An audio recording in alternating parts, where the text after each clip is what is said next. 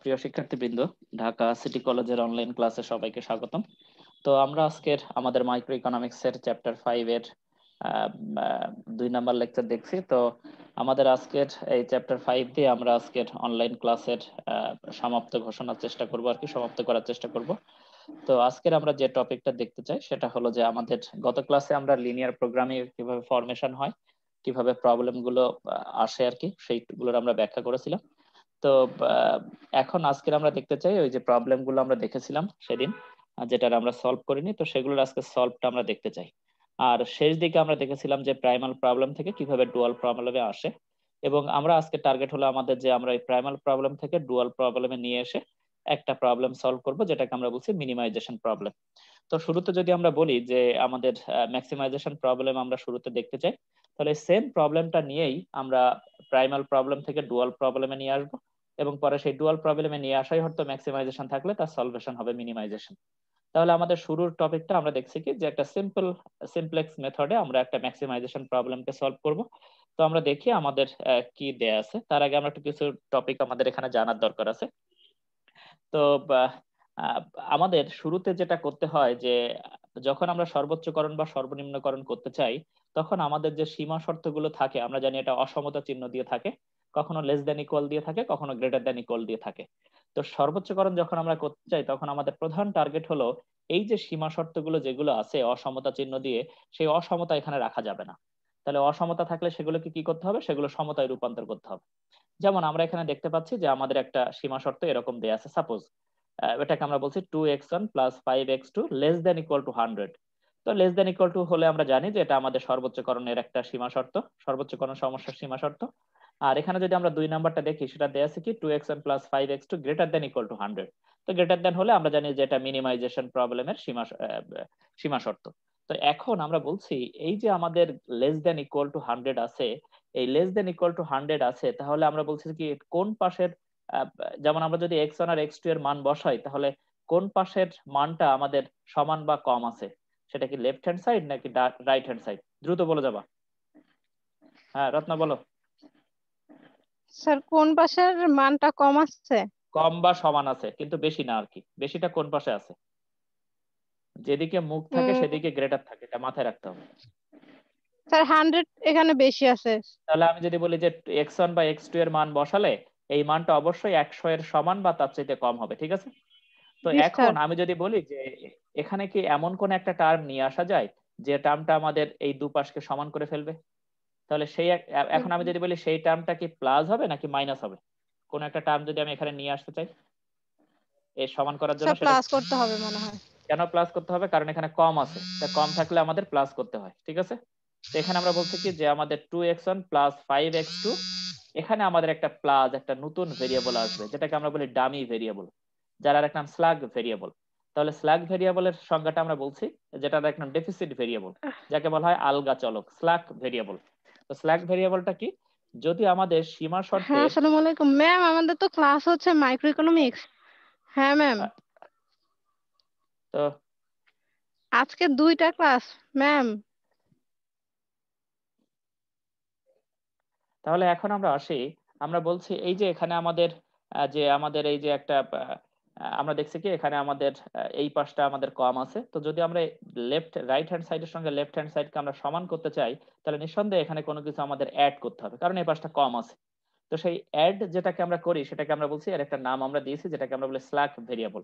তো সেক্ষেত্রে আমরা কি বলেছি, 2x1 plus 5x2 plus s1 যেহেতু এটা আমাদের প্রথম সীমা শর্ত, আমরা s1 লিখেছি, ইকুয়াল টু দিয়েছি আমরা 100। তাহলে আমরা কি ছিল আগে আমাদের যে অসমতা চিহ্ন ছিল সেটাকে আমরা সমতায় রূপান্তর করে এখন আমরা s1 একটা নতুন ভেরিয়েবল নিয়েছি, যেটাকে আমরা বলছি এটা নাম হলো ডামি ভেরিয়েবল। এটার আরেক নাম স্ল্যাগ ভেরিয়েবল, এটাকে বলা হয় ডেফিসিট ভেরিয়েবল। তো স্ল্যাগ ভেরিয়েবলের ডেফিনেশন কি? যখন আমাদের মিনিমাইজেশন প্রবলেমকে সলভ করতে হয়, এই যখন আমাদের সীমা শর্ত ম্যাক্সিমাইজেশন প্রবলেমের সীমা শর্ত থাকে, তো সেই ম্যাক্সিমাইজেশন প্রবলেমের সীমা শর্ত থেকে যখন আমরা সমতায় রূপান্তর করতে চাই, সেই সমতায় রূপান্তর করার জন্য যে ভেরিয়েবলকে ইন্ট্রোডিউস করা হয় প্লাস সাইন হিসাবে, যেটাকে আমরা প্লাস করি যে ভেরিয়েবলটাকে সমতায় আনার জন্য, সেই ভেরিয়েবলটাকে বলা হয় স্ল্যাগ ভেরিয়েবল বা আলগা চলক। তো এখন আমরা যদি আসি এর পরেরটাকে, আমরা যদি বলি যে এটা আমাদের এখানে আমাদের আরেকটা টার্ম দেয়া আছে যেটাকে আমরা বলছি এখানে আমাদের আরেকটা টার্ম দেয়া আছে যেটাকে আমরা বলছি 2x1 + 5x2 greater than equal to 100। তো যদি greater than equal to 100 হয় তাহলে এখানে আমাদের কি করতে হবে? রত্না বল, এখানে আমাদের কি করতে হবে? greater than equal to sir 100 অর্থ প্রশ্নটা কোন ভালো পাশটা? করে বুঝে নেই স্যার একটু। 2x1 + 5x2 greater than equal to 100 কোন পাশটা বেশি আছে? লেফট স্যার হ্যান্ড এই সাইড যে না রাইট 100 হ্যান্ড? পাঁচটা না স্যার, এই যে 2x sir + 5x2 2x1 + 5x2 এটা স্যার তাহলে বেশি। আমি এটা যদি বেশি বলি এর আছে। সঙ্গে যদি আমার সমান করতে চাই এখন কি প্লাস করতে হবে রাইট হ্যান্ড লেফট হ্যান্ড সাইডে নাকি মাইনাস করতে হবে? উম, স্যার তাহলে এই লেফট পাশটা হ্যান্ড আমাদের সাইডে। বেশি আছে, তাহলে এটার সঙ্গে সমতা করতে গেলে এটাকে আমাদের মাইনাস করতে হবে। তাহলে যেটা জি যে স্যার। ভেরিয়েবল দিয়ে আমরা মাইনাস করি সেই ভেরিয়েবলকে আমরা বলি যে ভেরিয়েবল দিয়ে আমরা মাইনাস করি সেই ভেরিয়েবলকে আমরা বলি সারপ্লাস ভেরিয়েবল। সারপ্লাস ভেরিয়েবল অর্থাৎ এটা সারপ্লাস থাকার কারণে এই টার্মটা আমাদের এখান থেকে বাদ দিতে হচ্ছে। তো এখন কথা হলো যে এই যদি আমরা বলি যে তাহলে সমান সমান কিভাবে হবে, সমান সমান হলে তো s1 এর আর দরকার নেই, তখন s1 সমান সমান কত হয়ে যাবে? সমান সমান হলে s1 সমান সমান কত হবে? যদি এখানে সমান সমান করতে চাই যে আমরা তো লেস দেন ইকুয়াল টু বলেছি, তাহলে ইকুয়াল টু যদি 100 হতো তাহলে s1 এর ভ্যালু কত হতো? দ্রুত বলো, রত্ন বলো, দ্রুত বলো, কত হবে? স্যার সমান সমান করতে চাইলে স্যার s1 এর ভ্যালু কত হবে? 0। যদি সমান সমান হতো, আমরা লেস দেন ইকুয়াল টু বলছি, তো সমান সমান হলে s1 এর ভ্যালুটা কত হবে? 0। জি স্যার। আর যদি বলি যে তাহলে লেস দেন আছে তাহলে এখানে প্লাস করতে হবে। যেমন আমরা যদি বলি যে এরকম দেয়া আছে, সাপোজ এখানে আমাদের দেয়া আছে 10 আর এখানে দেয়া আছে 8, তাহলে s1 এর ভ্যালু কত হবে? স্যার কোথায় 10 আছে? এই যে আমাদের রাইট হ্যান্ড সাইডে 10 আছে, লেফট হ্যান্ড সাইডে 8 আছে, তাহলে s1 এর ভ্যালু কত হবে?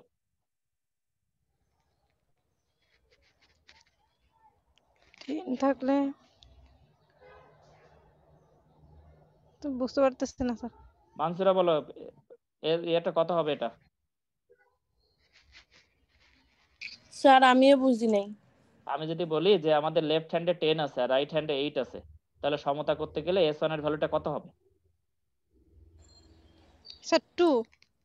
এইটা বলতে এত সময় লাগে? এত সিম্পল যারা 6 7 এ পড়ে তারাও তো এই সিম্পল স্যার ক্যালকুলেশন প্রথম তো পারে। বুঝি নাই স্যার, প্রথম তাহলে খেয়াল করতে আর পারি আমি নাই। যদি বলি এ পাশেও 10 আছে এ পাশেও 10 আছে, s1 এর ভ্যালু কত? 0। আর এবার 0। বোঝা গেছে? এখন জি জি উল্টোটা স্যার। এই পাশে, এ পাশে 8 আছে আর এ পাশে আছে 10, তাহলে আমাদের এখানে কত মাইনাস করতে হবে? 2। 2।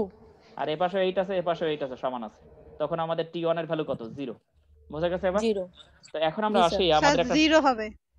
আমাদের একটা দেয়া আছে, সমস্যা দেয়া আছে, এভাবেই বেশিরভাগ ক্ষেত্রে পরীক্ষায় থাকে। তো আমাদের যদি একেবারে শুধু প্রাইমাল প্রবলেমকে সলভ করতে বলে আমরা শুরুতে প্রাইমাল প্রবলেমকে সলভ করতে চাই। তো এখন আমরা আসি, আমাদের দেয়া আছে পাই সমান সমান 8x1 + 6x2 এভাবে দেয়া আছে। এটা আমাদের অবজেক্টিভ ফাংশন, অর্থাৎ আমাদের উদ্দেশ্যমূলক অপেক্ষক। এটা হলো আমাদের উদ্দেশ্যমূলক চলক। এটা হলো আমাদের চয়েস ভেরিয়েবল, যেটাকে আমরা বলি প্রকৃত চলক x1 আর x2। তো এখন আমাদের ম্যাট্রিক্স ফর্মে দেয়া আছে কি 2 আর 4 2 2 x1 x2 8 আর 12 এভাবে দেয়া আছে। আর দেয়া আছে কি x1 আর x2 greater than equal to 0। এই হলো আমাদের সীমা শর্ত, আর এটা হলো অঋণাত্মক শর্ত। এভাবে আমাদের দেয়া আছে, এটাও আমাদের শর্ত। তো এখন আমরা আসি, এবার আমরা যদি বলি যে এই যে আমাদের ম্যাট্রিক্স ফর্মটা আছে এটাকে আমরা এখন বীজগণিতের ফর্মে নিয়ে আসতে চাই। এবার বলো তো, যদি বীজগণিতের ফর্মে নিয়ে আসতে চাই কোনটার সঙ্গে কোনটা গুণ হবে? এটা কি কলামের সঙ্গে রো গুণ হবে, কলাম কলাম গুণ হবে, নাকি রোর সঙ্গে কলাম গুণ হবে? বলো। স্যার রো এর সঙ্গে কলাম গুণ হবে। তাহলে রো হলো 2 2 2 এর সঙ্গে আমাদের কলাম গুণ হবে, আর এখানে 4 2 এর সঙ্গে কলাম গুণ হবে, ঠিক আছে? আর বাদ বাকি এই মানটা পরে বসে যাবে। তো এখন আমাদের শুরুতে কত বসবে? তাহলে শুরুর সীমা শর্তটা কত হবে? দ্রুত বলে যাও। 2x1 sir 2x1 + x2 2x2 less than equal two 8। 8। তাহলে আরসি বলি আমরা, যেটাকে রো আর কলাম। কলাম আমরা পত্রিকায় পড়ার সময় জানি যে কলাম এভাবে হয়, নিচের দিকে কলাম, আর এইটা হলো আমাদের রো। তো এখন আমরা আসি, তাহলে 2x1 + 2x2 less than equal two 8। এর পরেরটা আমাদের কত হবে? দ্রুত বলে যাও। Sir 4x1 4x1 + 2x2 less plus, than equal two কত? 12। হ্যাঁ তো লেস দ্যান ইকুয়াল টু জি 12 স্যার। আমরা বলেছিলাম যে x1 greater than equal to 0 x2 greater than equal to 0। আমরা এখানে জাস্ট কমা দিয়ে লিখেছিলাম, এটাকে একটু আলাদা করে লিখলাম, এটা আমাদের আর কিছুই না তেমন। তো এখন আমরা বলছি এই যে আমাদের আমরা পেলাম কি উদ্দেশ্যমূলক অপেক্ষক পেলাম, আর আমরা সীমা শর্ত পেলাম। তো এখন আমরা যে সীমা শর্ত বলেছিলাম, যখন আমরা বলেছিলাম যে এখন আমরা ম্যাক্সিমাইজেশন যখন সলভ করতে চাই তখন আমাদের কোনটা নিয়ে আসতে হবে? কি নিয়ে আসতে হবে এখানে? আচ্ছা, এটা কি ম্যাক্সিমাইজেশনের প্রবলেম নাকি মিনিমাইজেশনের প্রবলেম? স্যার এটা মিনিমাইজেশনের প্রবলেম। এখানে কি আছে, কি সাইন আছে এখানে? এখানে স্যার কি লেস টাইপ? দেন আছে, লেস দেন হলে কি লেস দেন মিনিমাইজেশন ইকুয়াল হয়? আছে স্যার। লেস দেন ইকুয়াল হলে কি মিনিমাইজেশন হয়? Sir maximisation. Sir maximisation. তাহলে তো তোমরা গত ক্লাসে যা পড়েছো এগুলো তো কোনো রকম আর পরে বই খোলো নাই, পরিবার সামলাতে হচ্ছে নাকি? তাহলে এখন আমরা আসি, তাহলে এখানে আমরা বলছি এটা হলো লেস দেন ইকুয়াল টু হলে এটা হবে আমাদের ম্যাক্সিমাইজেশন প্রবলেম। তা আমরা বলছি আমাদের এখানে উপরেই লেখা আছে সলভিং এ ম্যাক্সিমাইজেশন প্রবলেম। জি তাহলে আমরা স্যার। বলছি যে এই যে ম্যাক্সিমাইজেশন প্রবলেমটা আমরা দেখতে চাই, যদি এই প্রবলেম সলভ করতে চাই, আমরা শুরুতে কি বলেছিলাম? শুরুতে আমরা কি বলেছিলাম কি করতে হবে? এখন আমাদের অসমতা থাকলে সেটাকে কি করতে হবে? সমতা করতে হবে। কিভাবে? আমরা কি কি বলেছিলাম? স্ল্যাগ ভেরিয়েবল বা সারপ্লাস ভেরিয়েবল দিয়ে সমতা করতে হবে। তো এখানে কি স্ল্যাগ ভেরিয়েবল লাগবে নাকি সারপ্লাস ভেরিয়েবল লাগবে?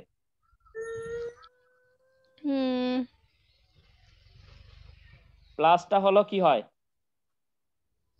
স্ল্যাগ ভেরিয়েবল হয়। সমতা আনার জন্য ম্যাক্সিমাইজেশনের ক্ষেত্রে প্লাসটা হলো স্ল্যাগ ভেরিয়েবল, আলগা চলক যেটাকে আমরা জি বলি। স্যার। আর যখন মিনিমাইজেশন প্রবলেম থাকে সেটাকে সমতায় আনার জন্য যখন আমরা মাইনাস করি সেটাকে আমরা বলি সারপ্লাস ভেরিয়েবল, উদ্বৃত্ত চলক।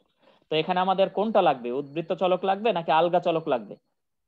স্ল্যাগ স্যার ভেরিয়েবল স্যার আলগা লাগবে। আলগা চলক চলক, লাগবে। আলগা তাহলে এখানে চলক। আমরা আসি, তাহলে এখন আমরা বলছি যে যখন আমরা এখানে একটা আলগা চলক যোগ করব তখন কিন্তু x1 x2 আর একটা s1 হবে, আর x1 x2 আর একটা s2 হবে, অর্থাৎ তিনটা টার্ম চলে আসবে। তো এখন এই যে সমস্যা জি আমাদের স্যার। পড়ে যাবো আমরা তিনটা আসলে, সেই সমস্যা থেকে বের হয়ে আসার জন্য আমরা এই অবজেক্টিভ ফাংশনটাকে এভাবে লিখছি আর কি। এখানে একটা টার্ম রেখে দিলাম, আমাদের পরে সলভ করতে সুবিধা হবে। তো 0 প্লাস 8x1 প্লাস 6x2 এটাকে আমরা তিনটা টার্মে ভাগ করে ফেলেছি। এটা একটা, এটা একটা আর এটা একটা, তিনটা অংশে তিনটা টার্ম আমরা এখানে নিয়ে নিয়েছি। কিন্তু আমাদের কিন্তু অবজেক্টিভ ফাংশনটা সেমই আছে, 0 যোগ করলেও কি আর বিয়োগ করলেও কি আমাদের টার্মটা সেমই থাকে। তো এখানে আমরা আমাদের সুবিধার জন্য আমরা লিখলাম অবজেক্টিভ ফাংশনটাকে সমান সমান 0 পাই সমান সমান 0 প্লাস 8x1 প্লাস 6x2, এটা হলো আমাদের সমীকরণ 1। এবার আমরা আসি, তাহলে এখন আমরা এটাকে আমরা si লিখেছি কারণ আমরা দুটো এখানে আমাদের সীমা শর্ত আছে, একটাকে আমরা দিব s1 আর একটাকে দিব s2, এজন্য আমরা লিখলাম si, i সমান সমান এখানে 1 আর 2, কারণ আমাদের সীমা শর্ত দুইটা। তো এখানে আমরা এই যে আমাদের সীমা শর্ত দুইটা আছে এগুলোকে আমরা সমতায় রূপান্তর করতে চাই। তো সমতায় রূপান্তর করতে গেলে কি হবে? 2x1 plus 2x2 plus s1 equal to কত? 8, কারণ এখন আর কিন্তু অসমতা থাকবে না, এখন ইকুয়াল টু 8। আর নিচেরটা কত হবে? তাহলে এখান থেকে আমরা s1 এর ভ্যালুটা বের করে ফেলি, তাহলে s1 সমান সমান হবে 8 জায়গায় আছে, তাহলে 2x1 টা এপাশে চলে গেল মাইনাস 2x1, আর 2x2 টা এপাশে চলে আসলো মাইনাস 2x2। তাহলে এটা তিনটা টার্মে এখন আছে 8 2x1 2x2, এটাও আমরা তাই করেছি 0 8x1 6x2, তিনটা টার্মে আছে বলে এটাকে আমরা তিনটা টার্মে কনভার্ট করেছি। তো এখান থেকে আমরা ইকুয়েশন পেলাম এটা 2। তাহলে সেকেন্ড ইকুয়েশনে আসি, সেকেন্ড ইকুয়েশনটা কি হবে? 4x1 plus 2x2 plus s2 equal to কত? 12। তাহলে 4x1 plus 2x2 plus s, এখন আমরা বলছি এর সঙ্গে আমাদের যোগ করতে হবে, তাহলে s1 আগেরটাই নিয়েছিলাম প্রথম শর্তে, দ্বিতীয় শর্তে আমরা নিলাম s2 ইকুয়াল টু 12। তাহলে s2 এর মান কত হবে? 12 12 জায়গায় থাকবে, আর এই দুটো এপাশে আসলে মাইনাস হয়ে যাবে, তাহলে মাইনাস 4x1 মাইনাস 2x2। তাহলে আমরা এভাবে নিয়েছি যে 0 8x1 6x2, ফরম্যাটটা আমরা সেম রাখছি, x1 সব পাশে এক জায়গায় রেখেছি, কনস্ট্যান্ট গুলো এক জায়গায় রেখেছি, আর x2 টা এক জায়গায় রেখেছি, x2 টা আমাদের শেষে, x1 টা মাঝে, আর এই যে কনস্ট্যান্ট টার্ম গুলো আছে 0 8 12 এগুলো আমরা সামনে রেখেছি। তাহলে এখন আমরা এই তিনটা সমীকরণ যে আমরা পেলাম এখান থেকে আমরা একটা টেবিল বিল্ড আপ করতে চাই। তো সেই টেবিলে আমাদের কি কি থাকতে হবে দেখি। তাহলে এখন আমরা যদি বলি যে এই কলাম বরাবর আমাদের কে কে আছে? পাই আছে, s1 আছে আর s2 আছে, আর এখানে আমাদের একটা কনস্ট্যান্ট আছে, এই যে 0 8 আর 12 একটা কনস্ট্যান্ট আছে, আর এই বরাবর আমাদের x1 আছে 8 2 4, এই বরাবর আমাদের x1 আছে। যদি কারোর এখান থেকে বুঝতে অসুবিধা হয় তোমরা তিনটা ইকুয়েশন পাশাপাশি লিখে নেবে, তাতে আরো সুবিধা।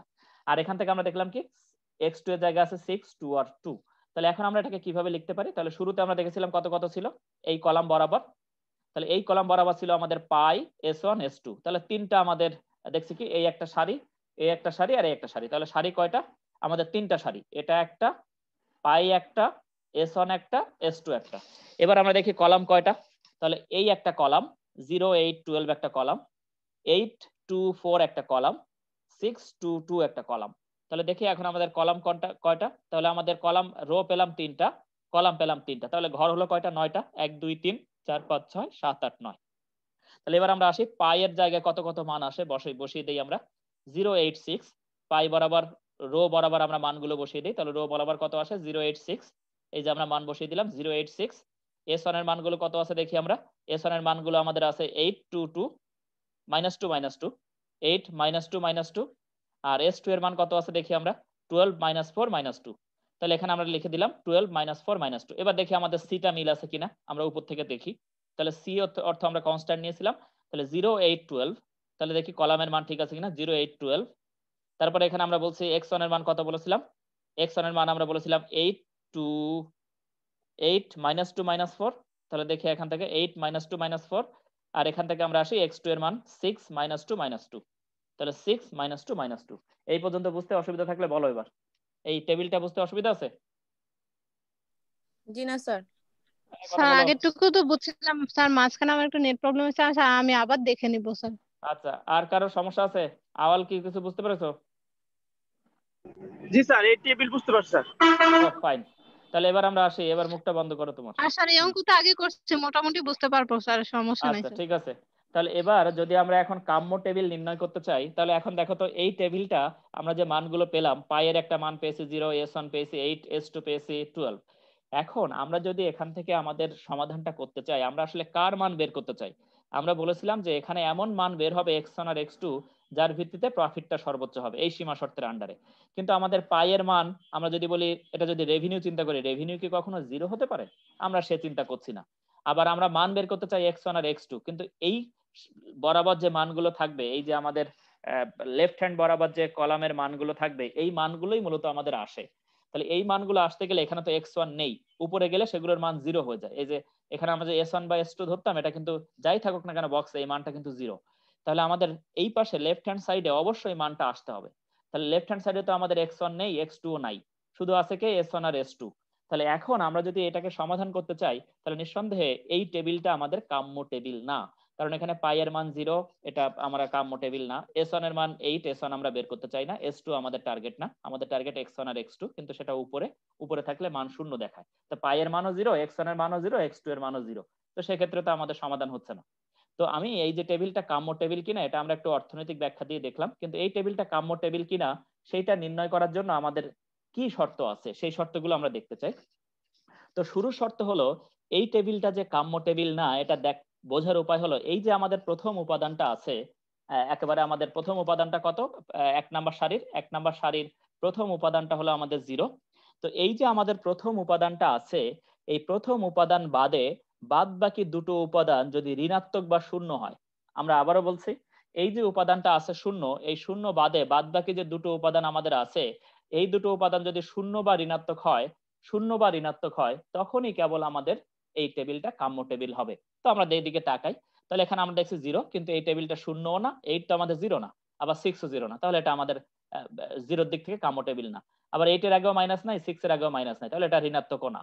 তাহলে 0-র আমাদের এই প্রথম সারি বাদে যদি 0 বা ঋণাত্মক না হয়, তাহলে আমাদের এই টেবিলটা কাম্য টেবিল হবে না। তাহলে সে অর্থে এটা আমাদের কাম্য টেবিল না। তাহলে এখন আমরা আমাদের কাম্য টেবিল নির্ণয় করতে চাই। তো এখন যদি আমরা কাম্য টেবিল নির্ণয় করতে চাই, তো কাম্য টেবিল নির্ণয় করার জন্য আমাদের এখানে একটা ওয়ে আছে। সেই ওয়েটা হলো, আমরা এখন একটা পিভট উপাদান নির্ণয় করতে চাই। তো পিভট উপাদান কি? যে উপাদানকে ঘিরে মূলত এই বক্সের কার্যক্রমটা চলে। অর্থাৎ নতুন কোনো বক্স যখন আমরা বের করতে চাই, তখন সেই যে আমাদের পিভট উপাদান যেটা থাকবে, সেটা হতে পারে -2, -2, -4, -2, যে কোনোটা হতে পারে। তো সেই পিভট উপাদানকে কেন্দ্র করে এই বক্সের মানগুলো সচরাচর আবর্তিত হয়। তো পিভট উপাদানটা যদি আমরা বের করতে না পারি, তাহলে এখানে আমাদের বেশিরভাগ মানই আমরা ক্যালকুলেট করতে পারবো না। তো এখন এই যে পিভট উপাদান আমরা নির্ণয় করতে চাই, সেই পিভট উপাদান নির্ণয় করতে গেলে আমাদের কি কি করতে হবে? তাহলে এখন আমরা আসি, এবার আমাদের প্রথম কি লেখা আছে পিভট উপাদান নির্ণয় করার জন্য, এটা পরীক্ষায় লিখতে হবে না, এখান থেকে আমি ব্র্যাকেট দিয়ে দিয়েছি।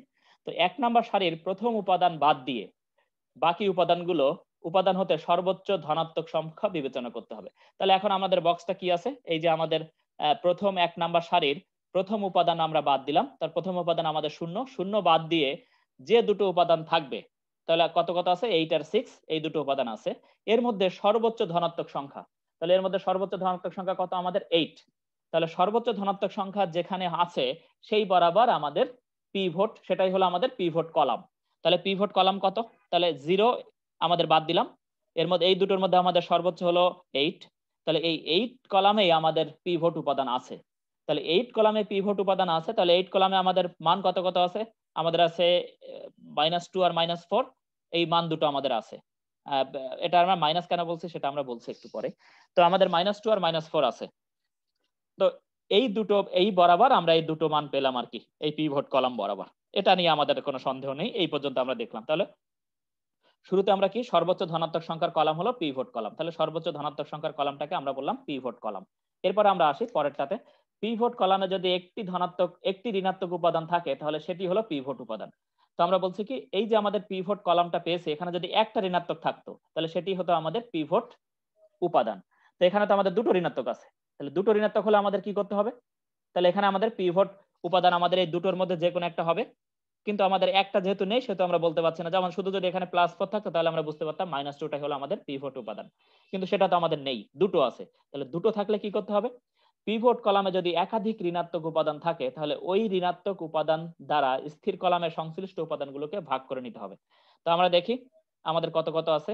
তাহলে এই হলো আমাদের পিভট কলাম। পিভট কলামের যে ঋণাত্মক মানগুলো আছে সেগুলো দিয়ে স্থির যে সংখ্যাগুলো আছে সেগুলোকে ভাগ করে নিতে হবে। স্থির সংখ্যা কত কত আছে, 8 আর 12। তাহলে ভাগ করলে কত হয়, 8 ডিভাইডেড বাই -2 যেটা আমরা করেছি এখানে, 8 ডিভাইডেড বাই -2 করেছি -4, আর একটা কত আছে 12 ডিভাইডেড বাই -4, তখন আমরা পেয়েছি কত -3। তাহলে আমরা কি বললাম, পিভট কলামে যদি একাধিক ঋণাত্মক উপাদান থাকে তাহলে ওই ঋণাত্মক উপাদান দ্বারা স্থির কলামের সংশ্লিষ্ট উপাদানগুলোকে ভাগ করতে হবে। তাহলে ভাগ করে একটা পেলাম আমরা -4 আর একটা -3। এবার আমরা যে ভাগফলগুলো পেয়েছি -4 আর -3 এটাকে আমাদের চিহ্নমুক্ত করতে হবে। তো চিহ্নমুক্ত করে কত হলো, চিহ্নমুক্ত করে আমাদের পেলাম 4 আর 3। এই 4 আর 3 এর মধ্যে যেটা সর্বনিম্ন হবে, তাহলে 4 আর 3 এর মধ্যে সর্বনিম্ন আমাদের 3। এই 3টাই যে এই যে সর্বনিম্ন ভাগফল যে 3, এই 3 এর যেটা ভাজক সেটাই হলো আমাদের পিভট উপাদান। ওকে, 3 এর যেটা ভাজক, তাহলে আমরা পেলাম কি যে এখানে আমাদের 4 আর এখানে পেলাম 3 এর যেটা ভাজক সেটাই হলো আমাদের পিভট উপাদান। তাহলে এবার রত্না বলো পিভট উপাদান কোনটা, এখান থেকে স্যার আমাদের যে এই 3 তো বের হলো স্যার। -2 আর -4 এর মধ্যে তাহলে পিভট উপাদান কোনটা, স্যার -2 আর -2 এর মধ্যে -4 এর মধ্যে পিভট উপাদান কোনটা,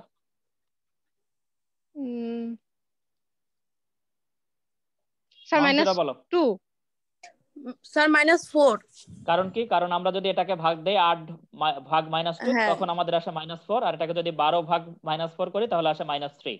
তাহলে -3। -4 আর -3 কে চিহ্নমুক্ত করলে এটা এখানে থাকে 4, এখানে থাকে 3। তাহলে যেটা সর্বনিম্ন সেই বরাবর যে ভাজকটা আছে সেটাই হলো আমাদের কি, ভাগ করেছেন এটা দিয়ে, পিভট। তাহলে এটা ভাজক, তাহলে এই ভাজকটাই হলো জি আমাদের স্যার, পিভট উপাদান। তাহলে পিভট উপাদান আমরা পিভট। -2 আর -4 এর মধ্যে যেটা সর্বনিম্ন আমরা পেয়েছি আর কি ভাগ করে, সেই ভাগফলটা সর্বনিম্ন থেকে ভাজকটাই হলো আমাদের পিভট উপাদান। তাহলে পিভট উপাদানটা আমরা -4 পেয়ে গেছি। ওকে, তাহলে -4 পেয়ে গেলে এখন আমরা দেখি তাহলে এখন আমাদের কি করতে হবে, এখন নতুন টেবিল আমরা বানাতে চাই। তাহলে এখন এই যে আমাদের পিভট উপাদানটা আমরা পেয়েছি, এই পিভট উপাদানটা আমাদের দ্বিতীয় টেবিল এখন আমরা শুরু করব। তো এই হলো আমাদের সেই দ্বিতীয় টেবিল। এবার দেখো এরপরে আমাদের কি কি করতে হবে, যখন আমরা দ্বিতীয় টেবিলটা তৈরি করতে চাই তখন শুরুতে এই যে এরপরে আমাদের লেখা আছে, তোমরা লেকচারটা দেখলেই বুঝতে পারবে। তো এই যে আমাদের পিভট উপাদানটা আছে এটাকে উল্টো করে লিখতে হবে। তাহলে উল্টো করে লিখলে কি হবে, 4 এর নিচে কত আছে, 4 এর নিচে কত আছে, 4 এর নিচে কত আছে, কোন সংখ্যার নিচে সবসময় কত থাকে, স্যার 0 0 থাকে। 0 থাকলে সেটা ইনফিনিটি হয় না, সামথিং বাই 0 ইনফিনিটি। 1 থাকে, 1। 4/1 অর্থ আচ্ছা হলো স্যার 4টা 1 1 করলে 4 আসে। 12 এর নিচে কত আছে, 1। 2 এর নিচে 1। জি স্যার তাহলে 4 এর নিচে যদি 1 থাকে এটাকে উল্টালে কত হয়, স্যার 1/4 1/4। তাহলে পিভট উপাদান আমাদের এখন তাহলে দ্বিতীয় টেবিল আমরা বানাতে চাই। তাহলে এখন আমাদের আরেকটা কাজ করতে হবে, সেটা হলো এই যে টেবিলটা যখন আমরা বানাচ্ছি এখন দেখো তো এখানে কোনো চেঞ্জ এসছে কিনা। আগে আমরা এখানে নিয়েছিলাম কি পাই জি স্যার s1 চেঞ্জ আর s2 আছে স্যার। নিয়েছিলাম না, পাই s1 আর s2 জি ছিল, স্যার আর এখানে কি ছিল cx1 x2। কিন্তু এখানে চেঞ্জটা কি এসছে, যেটা বরাবর আমাদের এই যে পিভট যে আমাদের কলামটা আমরা পেয়েছিলাম সেই পিভট কলাম বরাবর যে সারিটা আমাদের আছে সেই সারির মানগুলো উল্টে যাবে। তাহলে কলামটা হবে সারি আর সারিটা হবে কলাম। তাহলে এখানে সারিতে কত ছিল, সারিতে কত ছিল আগে, এটা কত ছিল, স্যার 12 4 আর s2 না, 2 ছিল। এটা s2 ছিল না। জি স্যার তাহলে s2 কি এখন জায়গায় আছে নাকি সে কলামে চলে গেছে, স্যার কলামে চলে গেছে। স্যার তাহলে কলামে শুরুতে চলে আমাদের এই আসছে। যে পাই s1 আর s2 আর c x1 আর x2 এই জায়গাটাকে চেঞ্জ করতে হবে। তো আমাদের পিভট উপাদানটা যে কলামে পেয়েছি সেই কলাম আর সারি উল্টে যাবে, সোজা কথা, সেই কলাম আর সারি উল্টে যাবে। তাহলে উল্টে গেলে কি হবে, s2 টা যাবে কলামের জায়গায়, আর এখানে ছিল x1, x1 টা আসবে কোথায়, সারির জায়গায়। ওকে, তাহলে আমরা এইটা আমরা পেয়ে গেলাম। এবার আমরা বলছি এই যে পিভট উপাদান আমাদের যেটা ছিল সেটা এখন উল্টে বসবে। তো পিভট উপাদান কত ছিল? -4। তো -4টা এখন কত হয়ে গেছে?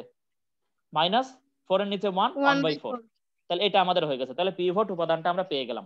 এবার আমরা আসি তারপরে আমাদের কি বলা আছে দেখি। তাহলে এর আমরা বললাম কি পিভট উপাদান পরিবর্তে তার উল্টা মান বসবে। এটা মান যেটা যেখানে এরকম ব্র্যাকেট দেয়া আছে সেই পর্যন্ত আমাদের পরীক্ষায় লেখা লাগবে না। তাহলে এটা আমরা নিজেরা মনে মনে করতে হবে। এখন আমরা বলছি পিভট সারির উপাদানগুলোকে, পিভট সারির উপাদান, তাহলে পিভট সারির উপাদান কত কত আছে বলো তো? এইখানে যাও, পিভট সারি কোনটা? পিভট সারির উপাদান কত কত? এইখান থেকে দেখো পিভট স্যার সারির উপাদান 12 কত। -4 -2। তাহলে পিভট সারির উপাদান হলো 12 -4 আর -12 আর -2 সোজা হিসাব। পিভট সারি পিভট মান হলো এটা, এই বরাবর আমাদের সারি এটা। আর কলাম কত? 8 -2 আর 4। তাহলে পিভট জি সারির এর স্যার। পরে আমরা কি লিখেছি? পিভট সারির উপাদানগুলোকে পিভট উপাদান দ্বারা ভাগ করে চিহ্ন পরিবর্তন করে বসাতে হবে। তাই এখন আমরা কি বললাম? পিভট সারির যে উপাদানগুলো আছে, অন্যান্য যে উপাদানগুলো আছে সেই উপাদানকে পিভট উপাদান দ্বারা ভাগ করে চিহ্ন পরিবর্তন করে বসাতে হবে। তাহলে এখন আমরা আসি, এবার বলো তো তাহলে এখানে কত বসবে আমাদের নতুন টেবিলে? ভাগ করো, 12 ডিভাইডেড বাই কত? মানসুরা বলো 12 ডিভাইডেড বাই কত? স্যার 4। পিভট সারির উপাদানগুলোকে পিভট উপাদান দিয়ে ভাগ করতে হবে। তাহলে 12 ডিভাইডেড বাই -4 কত আসে? -3। স্যার -3। তাহলে কত লিখবো আমি ওখানে? -3। চিহ্ন পরিবর্তন করে বসাতে হবে। স্যার তাহলে +3। +3। এর পরেরটা এই পাশেরটা কত বসবে বলো? 2 ডিভাইডেড বাই -4 কত আসে? 2 কে 4 দিয়ে ভাগ করলে কত আসে? হাফ। হাফ। জি স্যার। প্লাস হাফ না মাইনাস হাফ? মাইনাস মাইনাস কেটে যায়, -2 আর -4 জি কেটে স্যার। যায়, প্লাস হাফ। হাফ। স্যার তাহলে প্লাস এখন কি হাফ। বসবে? এখন কি বসবে? -হাফ। -হাফ। তাহলে আমরা বললাম কি যে আমাদের এখান থেকে এই কলামের মানগুলোকে আমরা এভাবে লিখলাম, এই যে কেটে কেটে কেটে আমরা লিখে ফেলেছি। তাহলে এরপরে আমরা আসি, এবার কলামের মান আমরা বসাতে চাই। তাহলে আমাদের এইটা পেয়ে গেলাম আর এই সারির মানগুলো সব পেয়ে গেলাম। ওকে, এখন আমরা কলামের মানটা বসাতে চাই।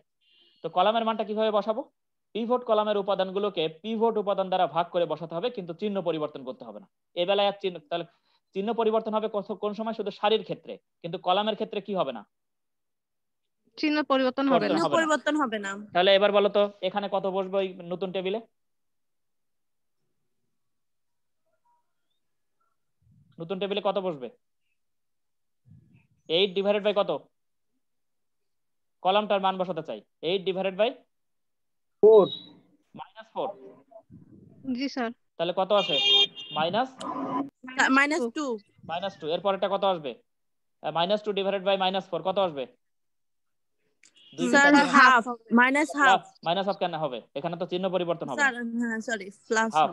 তাহলে আমরা কোন কোন মান পেয়ে গেলাম? কলাম আর সারির মান পেয়ে গেলাম। তাহলে এই যে পিভট উপাদানটাকে আমরা বলেছিলাম যে উপাদানকে ঘিরে মূলত একটা নতুন টেবিলের মানগুলো আবর্তিত হয়, তো অনেকটা আবর্তন আমরা করে ফেলেছি। এই যে আমাদের এই কলাম আর সারির মানগুলো আমরা কিন্তু ওকে কেন্দ্র করেই বের করে ফেলেছি। তো এখন আমরা বলছি যে আমাদের তাহলে কোন কোন মান বের করতে বাকি আছে? এই কলাম আর এই সারির মান বের হয়ে গেছে, শুধু বাকি আছে কোনটা?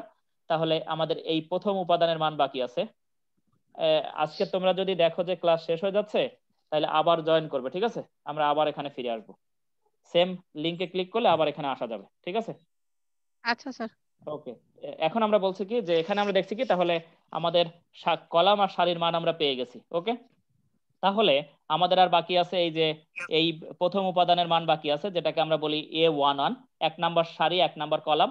তারপরে আমাদের এগুলো সব মনে রাখতে হবে, 11 12 13 21 22 23 31 32 33। তাহলে আমাদের শুরুতে কত? A11, তারপরটা A12 A13, তাহলে 21 22 23, A21 A22 A23, তারপরটা হলো A31 A32 33। তাহলে এখন আমাদের মান বাকি আছে A11 A13, তারপরে বাকি আছে কত? A21 A22। তাহলে A11 এর মান কিভাবে বসাতে হবে এখন আমরা দেখি। তাহলে আমাদের মান বসাতে বাকি আছে কোনটা কোনটা? এই 24, এইটা বসাতে বাকি আছে, এটা বাকি আছে, এটা বসাতে বাকি আছে, এটা বসাতে বাকি আছে। তাহলে আমরা A11 এর মান বের করতে চাই। তাহলে A11 এর মান বের করার নিয়ম হলো A11 এর শুরুর যে আমাদের ওই বক্সে যে মানটা আমাদের আছে সেই মানটা আমাদের বসাতে হবে, মাইনাস আমাদের নিচে বসাতে হবে সব সময় আমাদের যে পিভট উপাদান ছিল সেটা বসাতে হবে। তাহলে ডিভাইডেড বাই সেটা করে ফেললাম 0, তাহলে মাইনাস কত হবে? নিচে আমরা নিচে -4, উপরে আমাদের কি বসবে? এটা একটু আমাদের জন্য গুরুত্বপূর্ণ। তাহলে আমরা বলছি কি যে পুরাতন টেবিলের প্রাথমিক উপাদান লিখে মাইনাস চিহ্ন দিতে হবে। প্রাথমিক উপাদান কত ছিল আমরা দেখি।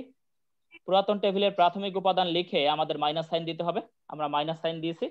দেওয়ার পরে নিচে আমাদের পিভট উপাদান বসাতে হবে। পিভট উপাদান আমরা বসিয়েছি -4। এবার কি করতে হবে? এবার এই যে আমাদের পিভট উপাদানটা আছে, এই পিভট উপাদান বরাবর একটা চতুর্ভুজ বা আয়তক্ষেত্র কল্পনা করতে হবে। তাহলে কল্পনা করি, তাহলে -4 থেকে 8, আবার 8 থেকে 0, 0 থেকে 12, 12 থেকে 4, এটা আমাদের একটা আয়তক্ষেত্র। এই আয়তক্ষেত্র বরাবর যে কর্ণে অর্থাৎ যে কর্নারে আমাদের পিভট উপাদান আছে, সেই কর্নার বাদে অন্য কর্নারের মানকে গুণ করতে হবে। তাহলে কত গুণ হবে এখানে? 0 আর 4 কে আমরা গুণ করব নাকি 8 আর 12 গুণ করব? কর্ণ বলেছি 8 আমরা আর 12। 8 আর 12, কারণ এই কর্নারে আমাদের উপাদান আছে পিভট উপাদান, তাহলে এখানে হবে না। তাহলে 8 আর 12 কত হয়? 96। আমরা কি 96 বসিয়েছি? এই যে, জি স্যার। তাহলে এখানে মাইনাসে মাইনাসে কি আছে? দুটো মাইনাস আছে, তাহলে প্লাস হবে। তাহলে 4 24 96। তাহলে A11 আমরা কত পেলাম? 24 পেয়েছি। আমরা কিন্তু সেই এই যে আমাদের সেই 24 মানটা এখানে বসিয়ে দিয়েছি। এরপর আমরা যদি বলি, তাহলে এবার যদি বলি A13 কি কি বসবে বলো এবার? A13 কি হবে? 13 কোথায় আছে? এইখানে 11 12 13 এখানে আছে। তাহলে 6 মাইনাস নিচে কি বসবে? -4। এবার এই বরাবর কল্পনা করো, এই যে চতুর্ভুজ আমাদের এই বরাবর 4 8 6 2 এই বরাবর। তাহলে এখন এই কত হবে? 6 মাইনাস এই যে আমাদের 6, সরি A21 টা আমরা আগে করেছি, A12 6 মাইনাস ডিভাইডেড বাই -4। আর এখানে কত বসবে? কত কত গুণ দিব আমরা এখন? কোন বরাবর আছে? এই বরাবর বসবে নাকি 8 দুনো 16 হবে? স্যার 16। 8 দুগুণে 16 হবে স্যার।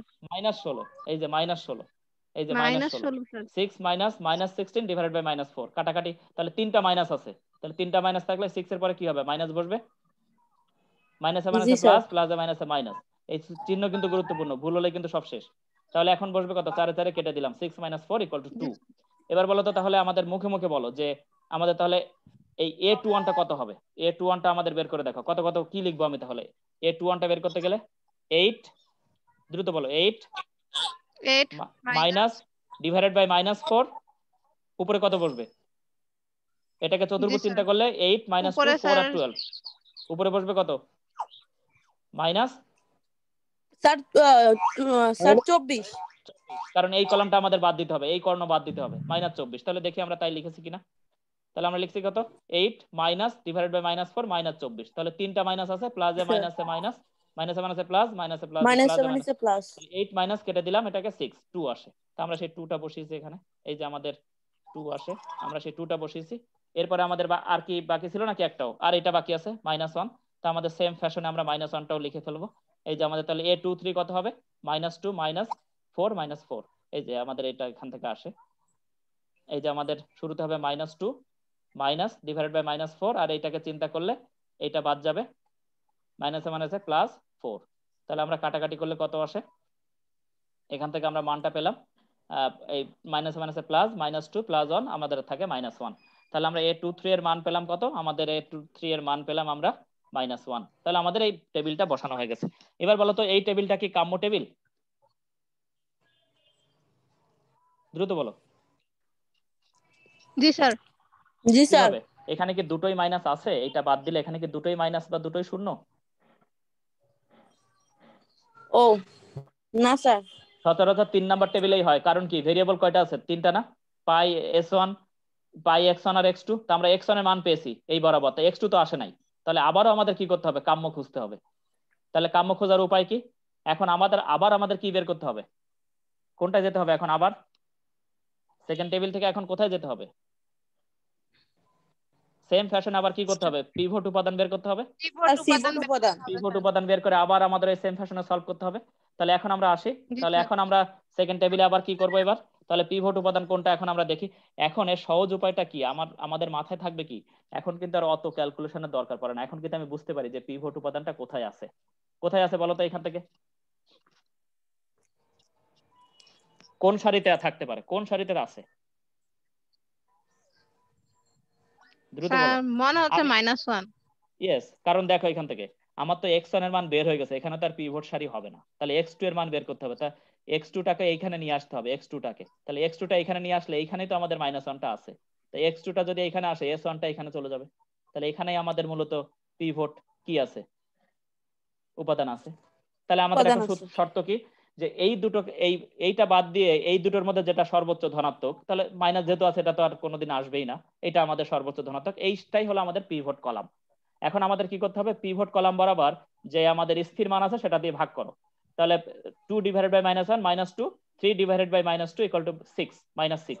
তাই এই দুটোর মধ্যে সর্বনিম্ন কোনটা, যদি আমরা মাইনাস সাইন ইগনোর করি তাহলে আমাদের 2 হলো আমাদের সর্বনিম্ন, আর এটা তো 6 হবে। 3 ডিভাইডেড বাই হাফ করলে জি স্যার 3 6 হয়ে যাবে। তাহলে এই দুটোর মধ্যে আমাদের সর্বনিম্ন কোনটা, 2। তাহলে 2 তেই আমাদের পিভট 2 উপাদান আছে, তাহলে সেই পিভট উপাদানটা কত, -1।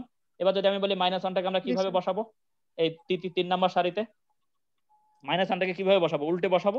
তাহলে -1 এর নিচে জি 1 স্যার আছে, তাহলে 1/1 করলে কত থাকে, -1ই থাকে। এবার জি বলো, স্যার তাহলে এই সারি, এখন এই পিভট সারির মানগুলো কিভাবে বসবে, পিভট সারির মানগুলো কিভাবে বসিয়েছিলাম বলো। কি স্যার করেছিলাম, এগুলি তো উপাদানগুলোকে কি হয়তো করেছিলাম, উপাদানগুলোকে আর ভাগ ভাগ করেছিলাম, করেছিলাম, ভাগ করে চিহ্ন কি করেছিলাম, চেঞ্জ করেছিলাম। চেঞ্জ করে জি স্যার দিচ্ছি। তো এখন এখান থেকে স্যার সিম্পল, সারির তুমি চিহ্ন চেঞ্জ উপাদানগুলোকে ভাগ করো 2 ডিভাইডেড বাই -1 -2, তাহলে -2 এর চিহ্ন চেঞ্জ করলে কত আসে, 2। এবার দেখো জি স্যার হাফ ডিভাইডেড বাই -1 কত থাকে, -1/2, তাহলে -1/2 এর চিহ্ন চেঞ্জ করলে হাফ, তাই বসিয়ে দিয়েছি। এবার বলো তো মানসুরা, যে এই কলামে আমরা কিভাবে মান বসিয়েছিলাম, এখন কিন্তু x2 জায়গায় চলে আসছে আর x2 এর উপরে চলে গেছে কি s1, বুঝতে পেরেছো? জি স্যার তাহলে এবার জি কিন্তু স্যার। এটাই কিন্তু আমাদের মানটা আসবে এখানে। এখন বলো তো এই মানটা আমরা কিভাবে বসিয়েছিলাম, কলামগুলোকে কিভাবে বসিয়েছিলাম, এখানে কি চিহ্ন চেঞ্জ হবে ভাগ করার পরে? না স্যার, এখানে চেঞ্জ হবে না, এখানে তাহলে চিহ্ন এখানে চেঞ্জ আমরা হবে দেখি না। কত আছে উপরে, উপরে আছে আমাদের কত, 2 ডিভাইডেড বাই -1 2 -2 আসে, এখানে -2 বসবে, -2 বসছে। আর নিচে আমাদের কত আছে, -1/2 আছে, তাই -1/2 ভাগ -1/2। করে যদি আমরা, তাহলে মাইনাস প্লাস হাফ থাকে, মাইনাসে মাইনাসে প্লাস, চিহ্ন চেঞ্জ হবে না, তাহলে প্লাস হাফই বসে গেছে, এই যে। ঠিক আছে, জি স্যার। তোমরা কিন্তু আবার ক্লাস শেষ হবে 1 মিনিট পরে শেষ হয়ে যাবে, তোমরা কিন্তু আবার জয়েন করবে। তো এখন আমাদের এইখানে জি আমরা স্যার পেয়ে গেলাম। এবার আমাদের এই মানগুলো কিভাবে বসবে, পাইয়ের মানটা কি এখানে কিভাবে বসবে, সূত্র কি, a11, তাহলে সূত্র আগের মতোই। তাহলে এবার দেখো তো, এই বরাবর আমাদের একটা কি চিন্তা করতে হবে, a11 যদি আমরা বের করতে চাই, এটা কি a11 না, 11 12 13, 11 মান বের করতে হবে। তাহলে এই বরাবর একটা কি জি চিন্তা স্যার করতে হবে, আমাদের একটা চতুর্ভুজ চিন্তা করতে হবে, যতদূর পর্যন্ত আমাদের এই পিভট উপাদান আছে। চতুর্ভুজ করলে কি হবে, 24 মাইনাস ডিভাইডেড বাই কত, -1, আর উপরে কত বসবে, উপরে কত বসবে, এই যে মাইনাস কর্নারে 4 স্যার, উপরে তো 4 4। 4। তাহলে এখন আমরা আসি, তাহলে আমাদের a11 এর মানটা দেখি কত, a11 0, আচ্ছা সরি এটা কোথায় গেল, 3 number table, a11 24 -4 divided by -1, এই যে আমাদের 28। a12 আমরা সেম ফ্যাশনে বের করেছি, a31 টাও সেম ফ্যাশনে বের করেছি, এটা নিজেরা দেখে নেবে এখান থেকে লেকচারটা। a3 টাও আমরা সেম ফ্যাশনে বের করেছি, কত আসছে, -1/2। তাহলে আমরা এই -1/2। মানগুলো জাস্ট এখানে বসিয়ে দিই। এবার বলো, এখন আমাদের পাইয়ের মান আমরা কত পেয়েছি, 28, x1 এর মান, x2 জি এর মান স্যার কত পেয়েছি, 2, x1 এর মান হলো 2। 2। এখানে আমাদের দেখো তো, এই টেবিলটা কি কাম্য টেবিল, কারণ এখানে এটা বাদে দুটোই কি আসছে, মাইনাস আসছে এটাই আমাদের কাম্য টেবিল। তাহলে আমরা যদি এখন x1 এর মান বসিয়ে দেই, x1 ও 2, x2 ও 2, দেখো তো মান আমাদের 28 আসে